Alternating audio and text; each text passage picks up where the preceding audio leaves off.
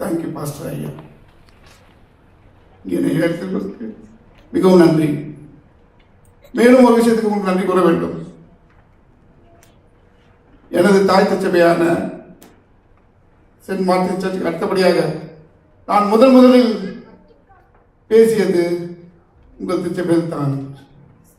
உங்கள் ஜபத்தின் ஆசீர்வாதத்தினாலும் உங்களது ஆதரவினாலும் கிட்டத்தட்ட 300 திருச்சபைக்கு நான் கடந்து சென்று கொண்டிருக்கிறேன். கர்த்தரின் நற்செய்தியை பகிர்ந்து கொண்டிருக்கிறேன். அதுக்காக உங்களுக்கு பிரத்யேகமான நன்றி சொல்லியாக வேண்டும். தேங்க்யூ. திருச்சபையின் முக்கியத்துவத்துக்கு நன்றி. கர்த்தருக்கு சொந்தமானவர்களே, கர்த்தரின் மகிமையும் கர்த்தரின் கிருபையும் உங்கள் அனைவருக்கும் முழுமையாக கிடைக்கட்டும். ஆமென்.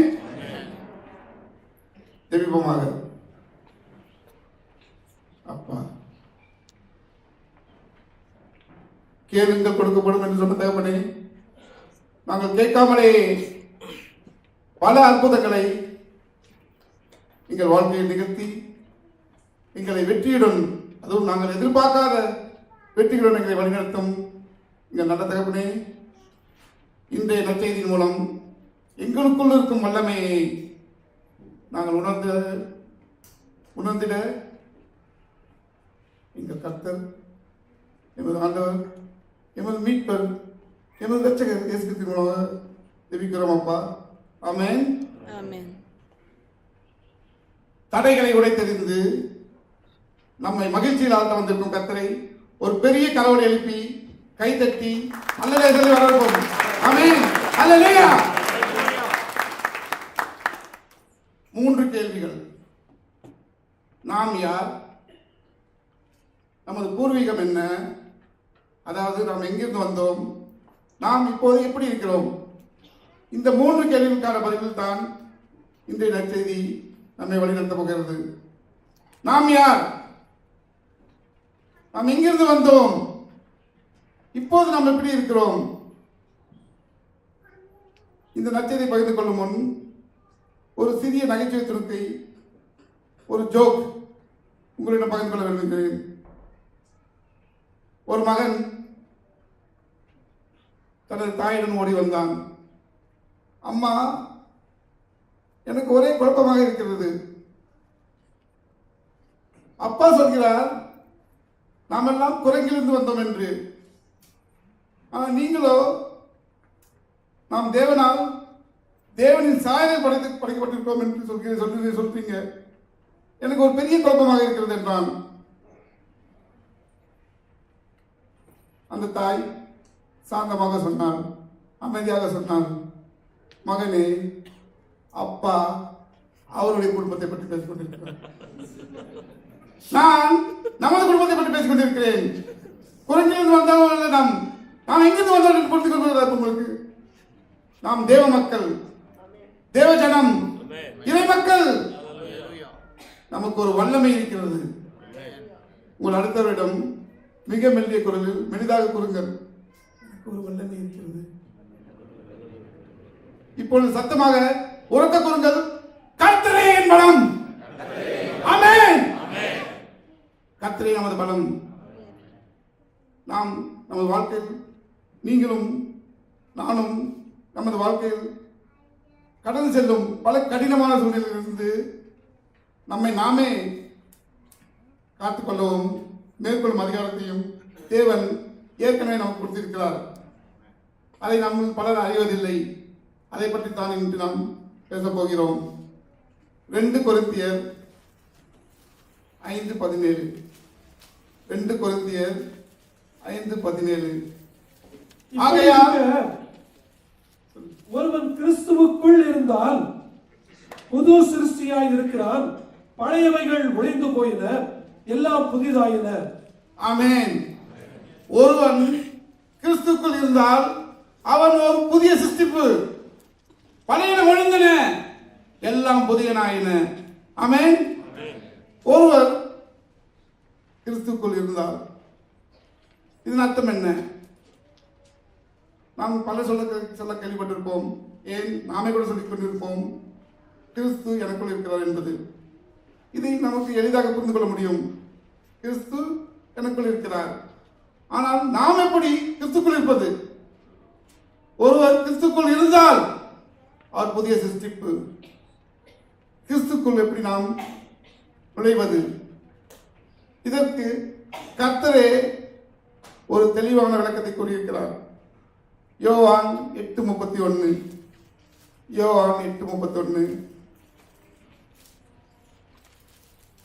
இயேசு தம்மை விசுவாசித்த யூதர்களை நோக்கி, நீங்கள் என் உபதேசத்தில் நிலைத்திருந்தால் மெய்யாகவே என் சீஷராய் இருப்பீர்கள். ஆமென்.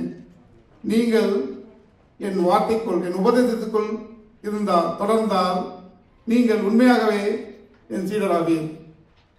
என் வார்த்தைக்குள் இருந்தால், கர்த்தரின் வார்த்தைக்குள் இருந்தால் நாம் ஒரு புதிய சித்தமாக ஆவோம்.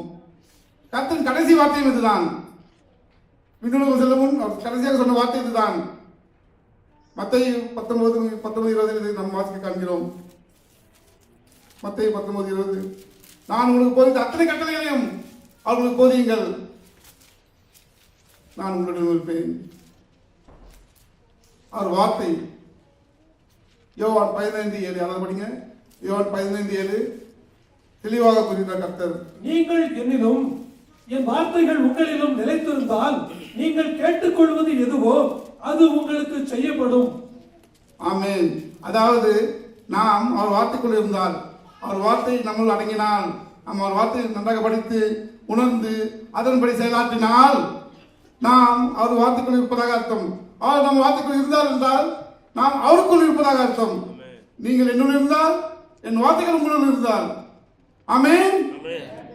அப்படி நாம் தொடர்ந்தால், அவர் வார்த்தைகள் தொடர்ந்தால் நாம் ஒரு புதிய சிற்றமாக ஆகிவிடுவோம். பழையன ஒழிந்தன, புதியன வந்து, எல்லாம் புதிய ஆயின, புதியன வந்துள்ளன. இந்த பழையன புதியன என்றால் என்ன? இங்கு நாம் பேசிக்கொண்டிருப்பது சிருஷ்டிப்பை பற்றி, புதிய சிருஷ்டிப்பை பற்றி. அப்படி என்றால் பழையன என்றால் பழைய சிருஷ்டிப்பு, புதிய என்றால் புதிய சிருஷ்டிப்பு. பழைய சிருஷ்டிப்பு என்றால் என்ன? புதிய சிருஷ்டிப்பு என்றால் என்ன? ஆதியாகமம் 2:7 நாம் வாசிக்க காண்கிறோம். தேவன் நம்மை மண்ணிலிருந்து படைத்தார். ஒன்றுக்கும் உதவாத ஒரு மண்ணிலிருந்து, தூசியிலிருந்து படைத்தார். அவர் அப்படி படைத்த போது நாம் ஒரு மண் சிலை போல ஒரு மண் உருவமாக கிடந்திருப்போம். பின் தேவன் ஒரு பெரிய அற்புதத்தை நிகழ்த்துகிறார். தனது ஜீவ சுவாசத்தை அந்த மண் சிலைக்குள், அந்த மண் உருவத்துக்குள், மண் பொம்மைக்குள் சுவாசிக்கிறார். தனது ஜீவ சுவாசத்தை சுவாசித்தவுடன் அந்த மண் உருவம் உயிர் பெற்று விடுகிறது. உயிர் பெற்ற அந்த மண் உருவம், அந்த மனிதன் தான் ஆதாம். அவனும் அவனுடைய சித்திப்புகளும் அவனுடைய சந்ததியினரும் பழைய சித்திப்புகள். ஆனால் அவர்களிடம் தேவன் ஏமாற்றம் அடைந்தார். அவரை ஏமாற்றினார்கள், பொய் சொன்னார்கள், பாவம் செய்தார்கள், பாவத்தில் உணர்ந்தார்கள். அதனை தேவன் மாற்ற விரும்பினார். மாற்ற விரும்பிய தேவன் கர்த்தரை, தன் மகனை உலகுக்கு சென்று வர செய்தார். ஆமென். அதனால் தான் கர்த்தர் வந்தார். ஆமென். வந்த கர்த்தர் நம்மிடையே பேசினார். பேசிக்கொண்டே இருந்தார். மலை உச்சியில் பேசினார், மலை அடிவாரத்தில் பேசினார், கடலின் மத்தியில் பேசினார், கடல் ஓரங்களில் பேசினார், படகிலிருந்து பேசினார், திறந்த வெளியில் பேசினார், மூடி அறைக்குள் பேசினார், எங்கும் பேசினார். பேசும்போது, போதிக்கும் பொழுது போதனைகளை தந்தார், போதிக்கும் பொழுது அற்புதங்கள் நிகழ்த்தினார். பேசி அற்புதங்கள் நிகழ்த்தி நமக்கு அவரின் கட்டளைகள் எல்லாம் உணர்த்திய பிறகு கர்த்தர் அந்த கொடூரமான சிலுவையை மறைத்தார். நமக்காக மறித்தார், நமக்காக உயிர்த்து வந்தார். ஆனால் மறித்த அந்த கர்த்தர் விண்ணுலகம் செல்லவில்லை, மீண்டும் வந்தார். கர்த்தர் ஏன் மீண்டும் வர வேண்டும்? அதுதான் அவர் சிந்திய ரத்தம் நம் பாவனை கழுவி நமக்கு ஏற்கனவே ரட்சிப்பை உறுதிப்படுத்திவிட்டது. பின் ஏன் கர்த்தர் வர வேண்டும்? ஏன் கர்த்தர் வர வேண்டும்? அவர் செய்ய வேண்டிய ஒரு அற்புதம் மீதி இருந்தது. இந்த அற்புதத்தை நாம் யோவான் 20:22 வாசிக்க காண்கிறோம். யோவான் 20:22 கர்த்தர் அவர்கள் மேல் ஊதி பரிசுத்த ஆவியை பெற்றுக் கொள்ளுங்கள். ஆமென். கர்த்தர் அவர்கள் ஊதி பரிசுத்த ஆவியை பெற்றுக் கொள்ளுங்கள் என்றார். ஆமென். அந்த கணத்தில் தான், அந்த நொடியில் தான், அந்த நிமிடத்தில் தான் நாம் கிறிஸ்தவர்களாக மாறினோம். அந்த நிமிடத்தில், அந்த நொடியில், அந்த கணத்தில் நாம் புதிய சித்திப்பாக மாறினோம். ஏனென்றால் நமக்குள் ஏற்கனவே தேவனின் ஜீவ சுவாசம் இருந்தது. கர்த்தர் ஊதியதால் கர்த்தரின் சுவாசம் வந்தது. கர்த்தரின் கட்டளைப்படி ஆவியினார் நம்ம வந்து அடங்கிவிட்டார். 3 வல்லமை, தேவனின் ஆவி, கர்த்தரின் ஆவி, ஆவியான ஆவி. கொஞ்சம் யோசிச்சு பாருங்க, கொஞ்சம் நல்லா யோசிச்சு பாருங்க, விசுவாசத்துடன் யோசிச்சு பாருங்க, உங்களுக்குள் என்ன வல்லமை இருக்கிறது என்று. என்னில் இருக்கும் அந்த வல்லமை உங்களுக்குள் இருக்கிறது. உங்களுக்குள் இருக்கும் வல்லமை நம்ம எல்லோருக்கும் இருக்குது. ஆமென். அதுதான் நம்மை புதிய சித்தமாக மாற்றிக் கொண்டிருக்கிறது. நமக்கு என்ன பிரச்சனை இருந்தாலும், நமக்கு பண கஷ்டமா இருந்தாலும் சரி, வியாபாரத்தில் பிரச்சனை இருந்தாலும் சரி, தொழில் பிரச்சனை இருந்தாலும் சரி, வேலையில் பிரச்சனை இருந்தாலும் சரி, திருமண வாழ்வில் பிரச்சனை இருந்தாலும் சரி, எந்த பிரச்சனை இருந்தாலும் சரி, உடல் உடல் உடல் நலத்தில் பிரச்சனை இருந்தாலும் சரி, எந்த ஒரு பிரச்சனை இருந்தாலும் அந்த பிரச்சனைகளுக்கெல்லாம் தீர்வு காணும் பலன், வல்லமை, அதிகாரம், அபிஷேகம் தேவன் நமக்கு ஏற்கனவே தந்திருக்கிறார். அந்த வல்லமை நமக்குள்ளே இருக்கிறது. அதை நம் சபையை விசுவாசம் செயலாக்கினால் நமக்கு ஒரு குறையும் இல்லை, எந்த பிரச்சனையும் ஒரு பிரச்சனை இல்லை. இதைத்தான் கர்த்தர் சொன்னார். இந்த மலைக்கிட்ட மலையிடம் விசுவாசம் சொன்னால் அந்த மலை நகர்ந்துவிடும். அந்த மலை என்பது என்ன? நம் வாழ்க்கையில் நாம் சந்திக்கும் பிரச்சனைகள் தான் அந்த மலை. உண்மையான ஒரு மலைக்கு முன்னால் நின்று இந்த மலையை நீ நகர என்று கர்த்தர் சொல்லவில்லை. அது தேவையில்லை. கர்த்தர் குறித்த அந்த மலை நம் வாழ்க்கையில் நாம் சந்திக்கும் அன்றாட சந்திக்கும் பிரச்சனைகள். இந்த புதிய சித்திப்பாகிய நாம் நமக்குள் இருக்க இந்த வல்லமை எப்படி செயலாக்குவது, எப்படி இதை உபயோகப்படுத்துவது, இந்த வல்லமையை எப்படி நாம் பிரச்சனைகளை நாமே தீர்த்துக் கொள்ள முடியும்? அதுக்கு ரெண்டே விஷயம் தான் தேவை. ஒன்று, நாம் கர்த்தரின் வார்த்தைக்குள் அடங்க வேண்டும். கர்த்தர் சொன்னபடி நீ என்னுள் இருந்தால், என் வார்த்தைகள் உன்னுள் இருந்தால், நீ கேட்கும் எதுவாக இருந்தாலும், கண்டிஷனே கிடையாது, நீ கேட்கும் எதுவாக இருந்தாலும் உனக்கு அது கொடுக்கப்படும். ஆமென். நீ கேட்கும் எதுவாக இருந்தாலும் என்ன வேண்டும் என்று கேளுங்கள். உங்களுக்குள் கர்த்தரின் வார்த்தை அடங்க வேண்டும், நீங்கள் கர்த்தருக்குள் அடங்க வேண்டும். இது முதலாவது விஷயம். இரண்டாவது, விசுவாசம்.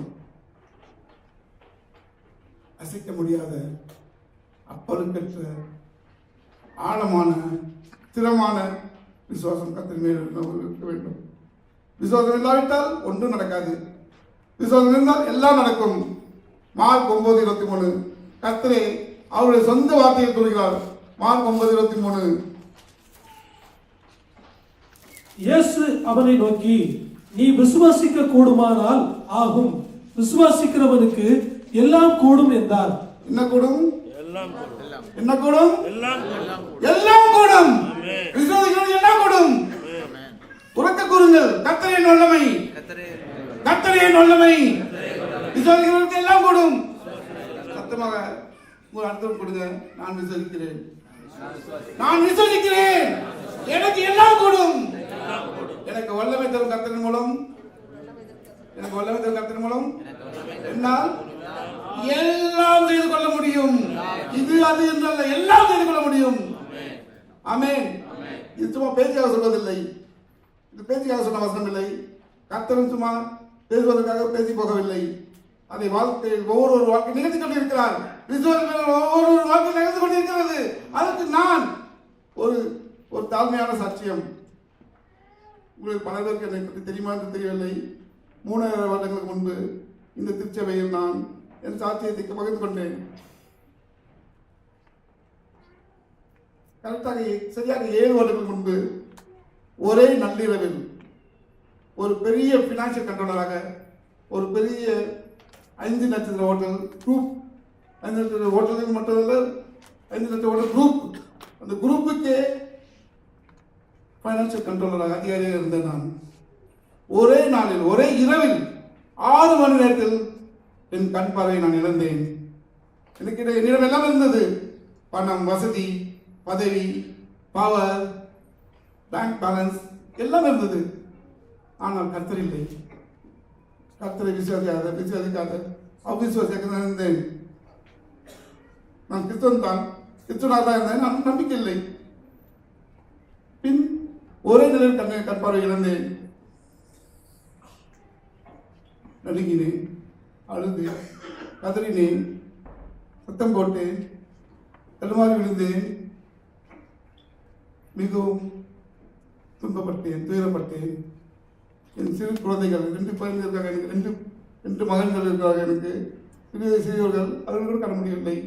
என் மனைவியின் பரிதாப கண்ணீர் தொடக்க கூட என்னால் அவளை காண முடியவில்லை. அவள் அழுகும் சத்தம் தான் எனக்கு கேட்கும். எல்லாம் போயிட்டு மருத்துவ ட்ரீட்மெண்ட்டில் என்னென்ன பேங்க் பேலன்ஸ் கலந்துவிட்டது. எல்லாம் போயிட்டது. அந்த நிலையில் என்னுடைய நண்பர்கள் சிலரும் சில நலம் விரும்பிகளும் என்னை ஒரு பாஸ்டரிடம் அழைத்து சென்றார்கள். அந்த பாஸ்டர் தனது கைகளை என் கண்கள் மீது வைத்து ஜெபித்தார். அவர் ஒரே ஒரு வார்த்தையை, ஒரே ஒரு வாக்கியத்தை மீண்டும் மீண்டும் கூறிக்கொண்டிருந்தார். In the name of Jesus, receive your sight. In the name of Jesus, கர்த்தரின் பெயரால் உன் பார்வை பெற்றுக்கொள். கர்த்தரின் பெயரால் உன் பார்வை பெற்றுக்கொள். மீண்டும் மீண்டும் மீண்டும் மீண்டும் மீண்டும் மீண்டும் இதை கூறிக்கொண்டிருந்தார். திடீரென்று எனக்குள் ஒரு பெரிய வெளிச்சம், என் தலைக்குள் ஒரு பெரிய வெளிச்சம் தோன்றி மறைந்தது போல எனக்கு தோன்றியது, ஒரு மின்னலை போல். அந்த நொடியில் என்னிடம் யாரோ என் பெயரை மெல்லிய குரலில் அழைப்பது எனக்கு கேட்டது. என் பெயரை சொல்லி யாரோ அழைக்கிறாங்க. சத்தமாக அந்த போதகர் சத்தமாக கூறிக்கொண்டிருக்கார். இந்த name of Jesus receive your sight. எல்லாரும் எல்லாரும் அங்கே இருக்கும் அத்தனை மக்கள் கூறிக்கொண்டிருக்கிறாங்க. ஆமே நல்லதே என்று. அந்த இரைச்சலுக்கு நடுவில் ஒரு குரல் எனக்கு கேட்டது, மெல்லிய குரல். அந்த நிமிடம் நான் உணர்ந்தேன், கர்த்தர் என்று. ஆமே. ஏனென்றால் அந்த நொடியில் என்னுள் இருந்த பயம் நீங்க என்னை விட்டு என் ஸ்பிரிச்சுவல் லைஃப், என் ஞான கண்கள் திறந்தது மாதிரி ஒரு ஒரு ஒரு ஒரு உணர்வு எனக்கு அந்த நிமிடத்தில் தோன்றியது. அந்த நிமிடம் முழுவதும் கண் தெரியாத நான் என் மனைவியின் கண்கள் மூலமாக வேத புத்தகத்தை படிக்க துவங்கினேன். என் வார்த்தைகள் உன்னுள் அடங்கினார். நல்ல கவனிங்க. கர்த்தர் சொன்னார், என் வார்த்தைகள் உன்னுள் அடங்கினால் உண்மையாகவே நீ என் சீடராவாய். வேத புத்தகத்தை மீண்டும் மீண்டும் மீண்டும் மீண்டும் நான் படித்தேன். என் மனைவின் இரவலின் கண்கள் மூலமாக என் வாழ்க்கை மாறியது. ஆமென். அல்லேலூயா. கண் பார்வைக்கு குருடனாக இருந்த நான் ஒரு செம்மறி ஆட்டை போல ஒரு ஓரத்தில் மே மே மே என்று கற்றுக்கொண்டிருந்தான்.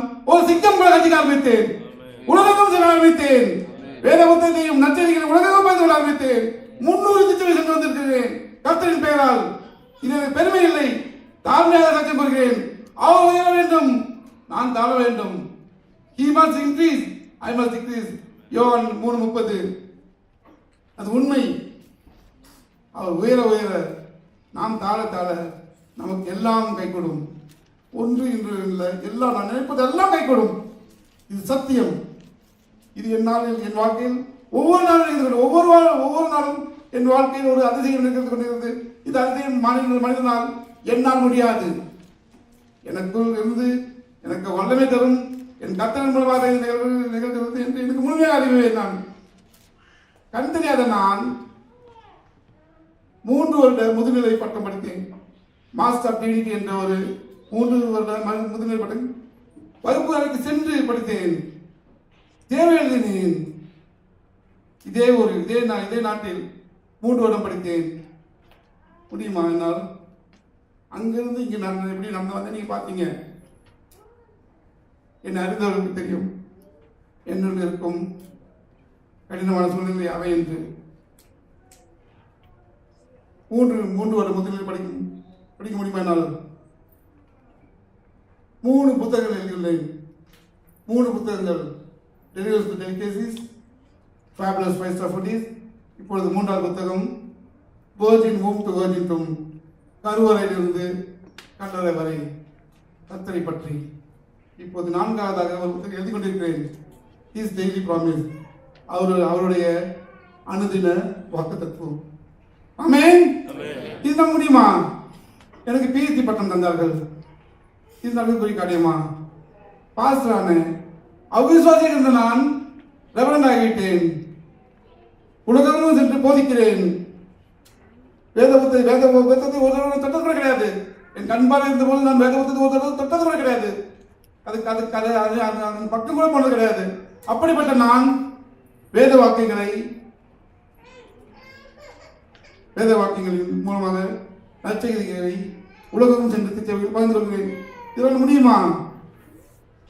முடியுமா? முடியுமா? முடியும். எல்லாம் கைகூடும். என்னை விசுவாசிகளுக்கு எல்லாம் கைகூடும் என்று கர்த்தர் சொல்லியிருக்கிறார். ஆமென். உங்க கர்த்தர் சத்தமாக சொல்லுங்க, எனக்கெல்லாம் கைகூடும். நான் கர்த்தரை விசுவாசிக்கிறேன். கர்த்தரை விசுவாசிக்கும் வரைக்கும் நம் எல்லோருக்கும் எல்லாம் கைகூடும். தடைகளை உடைத்து எறிபவர் அவர். அதை நம்புங்கள். நமது நம்பிக்கையில் தான் அந்த தடைகள் உடைத்து எறியப்படும். சும்மா தடைகள் உடைத்து எறிவர் கர்த்தர் என்றும், கர்த்தர் நல்லவர் என்றும், கர்த்தர் வல்லவர் என்றும், கர்த்தர் அற்புதம் நிகழ்ந்தவர் என்றும் சொல்லிக் கொண்டிருந்தால் போதாது. அது ஒன்றும் நடக்காது. கர்த்தர் அற்புதங்களை நிகழ்த்துவார் என்று சொல்லும் பொழுது அந்த அற்புதங்கள் உங்கள் முன் நிகழ்வதாக உங்களுக்கு தோண வேண்டும். முழுமையாக விசுவாசம் வேண்டும். இதை என் கர்த்தர் என் வாழ்க்கையில் நிகழ்த்தி காட்டுவார். என் வியாபாரத்தில் பிரச்சனை உள்ளது. இப்போது தீர்வில்லை, முடிவு எனக்கு தெரியவில்லை என்று நினைக்கும் பொழுது முடிவு தெரிகிறது. முடிவு என் கர்த்தர் அவர் கையில் இருக்கிறது. நினைத்து பாருங்கள், முடிவு உடனே கிடைக்கும். உங்கள் வியாபாரத்தில் இருக்கிற தடைகளும் பண கஷ்டங்களும் உங்களை விட்டு உடனே ஆகணும். இது இது இது இன்டர்நெட் அல்ல, வேத காலத்தில் கொண்டிருக்கிறது. கொஞ்சம் யோசிச்சு பாருங்க. யோசேப்பு அவருக்கு என்ன நிகழ்ந்தது? அவரின் சகோதரர்களாலே அவருக்கு துரோகம் செய்தாங்க. அவரை அதால பாதாள குளிர் தள்ளினாங்க. அங்கிருந்து அவர் சிறை சென்றார். ஒரு தீர்வு இல்லை, தீர்வே இல்லாத ஒரு நிலை. ஆனால் என்ன நிகழ்ந்தது? அந்த நிலையில் தான் கர்த்தர் நம் வாழ்க்கையில் வருகிறார். எப்போது எல்லாம் முடிந்து விட்டது நினைக்கிறோமோ அந்த நிலையில் தான் கர்த்தர் நினைத்தால் கர்த்தர் வருவார். தடைகளை உடைத்து எறிவார். யோசேப்பு எகிப்தில் பேரோ மன்னருக்கு அடுத்தபடியான பலனை பெற்றார், வல்லமை பெற்றார். மோசேக்கு என்ன நிகழ்ந்தது? மோசே முன் செங்கடல், அவர் பின்னோ எகிப்திய சேனை. ஒரு தீர்வு இல்லை, எதுவும் முடியாது என்ற நிலை. ஆனால் என்ன நிகழ்ந்தது? கர்த்தர் வந்தார், செங்கடல் பிரிந்தது. ஆமென். தாவீதின் கையில், தாவீது சிறுவன், அந்த சிறுவனின் கையில் ஒரு சிறுக்கல். அவன் முன் நின்றதோ கோலியாத் என்ற ஒரு அசுரன். அசுரன் கையில் அசுர அளவில் ஒரு வாள். இதுவும் முடியாத நிலை. ஆனால் நிகழ்ந்தது? கர்த்தர் அந்த சிறுவனின் சிறுக்கல் மூலம் அந்த அசுரனை வீழ்த்தினார். ஆமென். தானியேலுக்கு என்ன நிகழ்ந்தது? தானியேல் முன் கோர பசியுடன் ஒரு கொடூர சிங்கம். எதுவும் முடியாத காரியம். குகைக்குள் ஓடவிட முடியாது. சிங்கம் மண்டியிட்டது. தாவீது முன்னால், தானியேல் முன்னால் மண்டியிட்டது. எப்படி? கர்த்தர் வந்தார். ஆமென். தானியேலின் 3 நண்பர்கள் நெருப்புக்குள் இருந்தாங்க. நெருப்பு அவர்கள் சுடவில்லை, அவர்களை எரிக்கவில்லை. கர்த்தர் அவர்கள் இருந்தார். ஆமென். நமது வாழ்க்கையில் இது அன்றாட நிகழ்ந்து கொண்டிருக்கிறது. நம் கண்களுக்கு தெரிவதில்லை. ஏனென்றால் நம் கண்களை விசுவாசமின்மை, அவ்விசுவாசம் மறைத்து கொண்டிருக்கிறது. ஒரு கடினமான சூழ்நிலை வந்தவுடன் நாம் வயது நடுங்கி அடங்கி ஒடுங்கி நடுங்கி கொண்டிருக்கிறோம். அந்த நிலைத்தான் சாத்தான் நம்மிடம் எதிர்பார்த்து கொண்டிருக்கிறான். இப்பொழுது நாம் பேச துவங்கிய போது சாத்தான் ஓடிட்டு இருப்பான் இங்கிருந்து. ஆமென். விசுவாசித்து பாருங்க, பின் என்ன நடக்குது பாருங்க. யாராவது படிங்க. அப்போஸ்தலர் நடவடிக்கைகள் 16:31.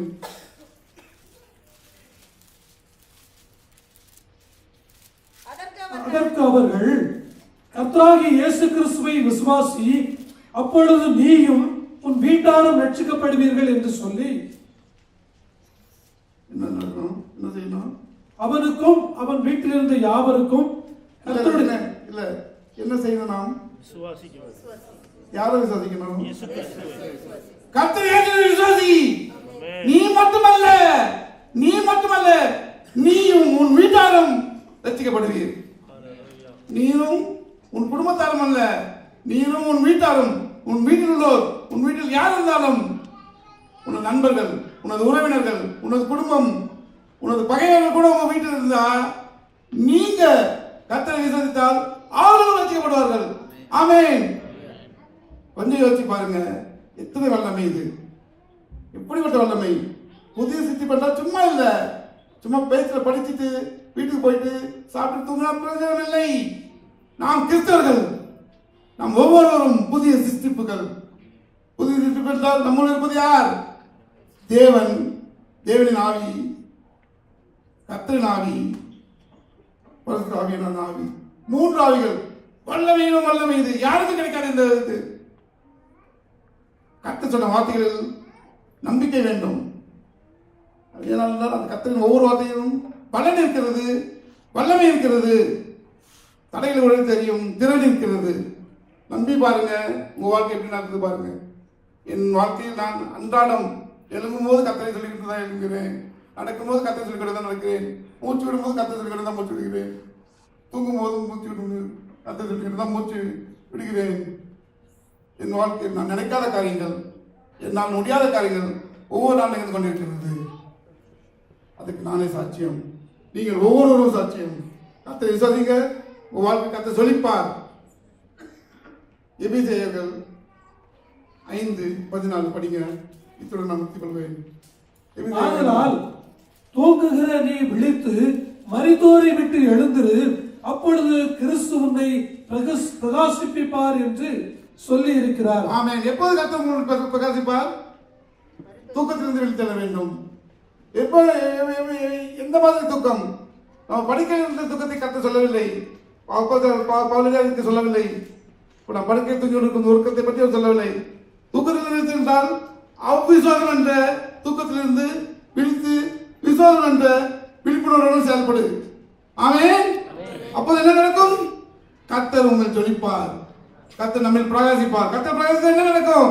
நமக்கு எந்த தடையும் கிடையாது, எந்த பிரச்சனையும் கிடையாது, எந்த நோயும் கிடையாது, எந்த நடியும் கிடையாது. எல்லாம் கர்த்தர், எல்லாம் கர்த்தர். கர்த்தர் அவருக்கு தெரியும் எந்த நேரத்தில் நமக்கு என்ன தேவை என்று. அந்தந்த தேவைகளை அந்தந்த நேரத்தில் நாம் கேட்காமலே தந்து விடுவார் கர்த்தர். ஏழுகள் கொடுக்கப்படும் சொன்னார், தட்டுகள் திறக்கப்படும் சொன்னார். அவை அனைத்தும் நாம் தட்டாமலே பல கதவுகளை திறக்கும் கர்த்தர் அவர். ஆமென். நமது வாழ்க்கை நம்மிடமிருந்து போய்விட்ட, நாம் இழந்து விட்ட பற்றியதல்ல. நம்மிடம் இன்னும் இருப்பது என்ன? அதை பற்றி தான் நமது வாழ்க்கை. நம்மிடம் இருப்பது என்ன? கர்த்தரின் கிருபை. நம்மிடம் இருப்பது யார்? கர்த்தர். கர்த்தரின் கிருபையும் கர்த்தர் நம்மிடம் இருக்கிறதை நமக்கு எந்த தடையும் இல்லை. ஆமென். எல்லா மகிமையும் கர்த்தருக்கு உண்டாகட்டும். கர்த்தர் நாம வாழ்க. ஆமென்.